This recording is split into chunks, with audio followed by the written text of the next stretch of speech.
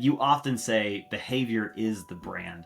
Can you share a moment when changing kind of a single behavior completely shifted someone's brand or maybe your own? Absolutely. I've started this written series on LinkedIn talking about how behavior is brand, and I'm really breaking down brand and branding process that brings us to a place of what brand is. The general idea that I've at least to this point, is that first off, behavior is a form of communication. If you're watching the way a person behaves, they're trying to communicate something to you.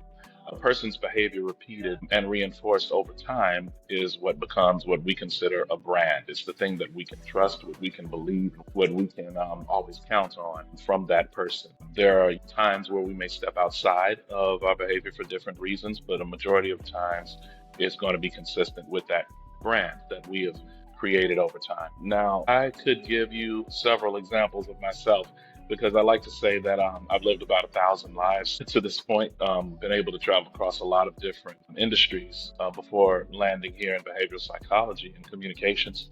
But one that's probably a lot easier and people might enjoy listening to more is Taylor Swift.